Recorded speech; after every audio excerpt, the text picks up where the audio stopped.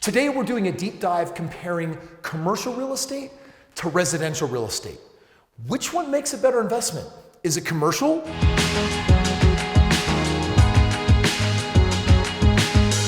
Or residential? The answer might surprise you. One shot, now the future is yours. Go! I'm turning dreams into reality. Yeah, it's one shot, now the future is yours. Go! People buy real estate because they hope to make money, sometimes a fortune. And in real estate, you have lots of different options. You could buy tiny little homes that families want to live in. You could buy a condominium complex. You could buy commercial real estate where businesses house themselves. The question is, which one of these actually makes the most money? Today, I want to talk about commercial real estate and I want to talk about residential because since the pandemic, the landscape has changed significantly. And the question is, are we ever going to bounce back? I own commercial, I own a lot of single family homes. Which one is better now? Single family homes are so hot right now. But the big question is, why? I mean, years ago, by the age of 26, I became financially free. I owned 25 of these homes and the residual income they spun off to me paid me over $100,000 a year. That meant that I could go quit my job and I could start living life on my terms. And by the way, if you are a subscriber to this channel, it's because every video is designed to teach you how to be a real estate financial genius so that you can manifest the life of your dreams. And yet, single family homes have gotten hotter, and let's talk about why. In the last 20 years, did you know there's been a huge trend to people moving from rural and suburban areas directly into the city? The last 20 years, this urbanization has been on the increase. And that has been a huge support for commercial real estate. Thank you for supporting me. And if you don't, suck my... The more people that live in the cities, the more commercial needs we have. We need more coffee bistros and we need more commercial office places. And bottom line is that has been a huge support to commercial. But something happened this year during the pandemic and the aftermath is that we're seeing a total reversal. For some reason, people are leaving the cities and they're moving preferably into their single family homes. And I'm asking the question, why? Are they afraid of getting sick? Is everyone totally bored with the city shut down? Zombie apocalypse? Oh, come on! What is that? They seriously wouldn't let her eat us. This pandemic has hit a lot of people hard. There's all sorts of bad that has come from it. But strangely, it has benefited certain sectors, including single-family homes. From CNN Business, the housing market is red hot thanks to record low mortgage rates, as in the lowest rates we've seen in over 50 years, and consumers looking to flee cities for the suburbs. But why? But offices, shopping malls, and other commercial real estate properties have been hit hard by this pandemic. First, let's talk about social distance.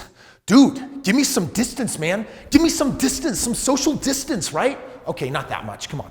So social distancing is changing the way we see each other and the way that we live. When people are packed tightly like sardines in the can, living in cities, they're saying, listen, I want to get away. Let's get out of the city. Let's move to places where I got some space where I can breathe and where you're not going to cough and get me sick. Reason number 2, digital services. We are now becoming so reliant on services like Zoom and Slack to do our work.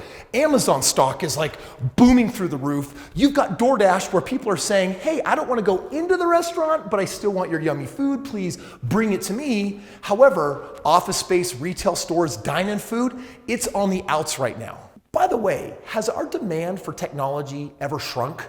Or does it just get bigger and bigger and bigger?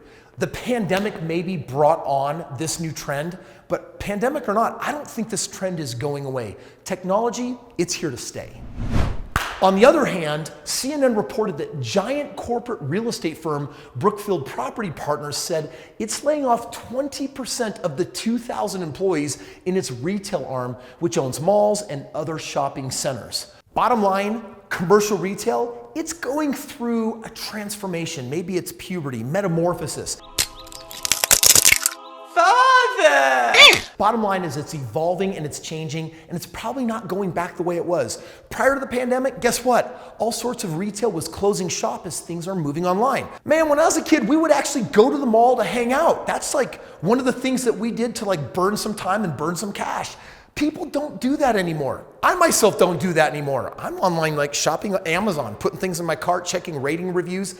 Technology is really accelerating this transformation. So here comes the truth bomb right now. Business owners everywhere are afraid that this is here to stay. There will likely be less demand for commercial real estate in our future due to the rising popularity of online shopping and working from home. There's actually an article online suggesting that commercial real estate brokers are transforming into emotional support coaches because all of the real estate investors in the commercial space, they're on a ledge and they're wondering, do I just dive off and end my misery now? And these real estate agents are actually coaching them off of the ledges and trying to help them catch their breath for the new world. Online business does not hurt all commercial real estate. For example, warehouses are still doing really, really well. They're catering to e-commerce companies that are over-insulated from economic pain. And then of course you have self-storage. As people are moving from this house to that house, people have all their crap. A digital world doesn't change that. So self-storage is also a trend that's doing really well. But let's talk commercial in general. As a whole, it's super difficult for me to give you advice on how to navigate your investments in the commercial world because business really is undergoing a transformation right now. And real estate historically has been super safe because it moves through trends really slowly, not through a pandemic. Personally, if you've got cash to put in commercial, I recommend waiting, let the dust settle, and see how it all pans out. Let's talk about single-family homes on the other hand, however. You know what? Not everything can be digitized. You can't digitize a family. Families will always be the central unit of society. People are always going to want homes to live in. And while the style of homes might change, or maybe people living in the city or outside of the city might shift, this right now is a trend that you can ride and bet on for the long haul. Right now, the bad news on commercial real estate, what was once dependable currently is not. Trust me, I know from experience. I put money into my commercial and it's not giving me the dividends that I'm used to. Single family real estate, on the other hand, super dependable. Check this out. I picked up this home last month. It's built in 2020. And for every dollar I put in, it's projected to give me 33% back, or 33 cents on the dollar. I put $1 in and in 3 years, I get all of my money back. And every year I own after, I just keep making more and more and more money. Or here's another example of a house I bought with a 31% annual ROI. I put $1 in, I get 31 cents back every year on average that I hold this piece of property. Single family homes are not just hot. They are the trend for the next decade based on the aftermath of this pandemic. If you want more than 2 examples, how about 4,500? You can click the link below. You can get this publication for free. I reveal my secrets on how I buy real estate hands off with little time and make these kind of returns. Not just have I done over 4,500 of these, it's now over $1 billion in single family homes that are averaging over a 25% annual ROI. Get the track record so that I can share the secrets of building wealth in real estate that work regardless of whether we do or do not have a pandemic.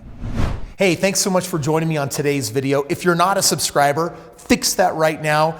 And if you're thinking right now, Kris, yeah, but real estate is in a housing bubble right now. All of those prices jumping up, what comes up must come down.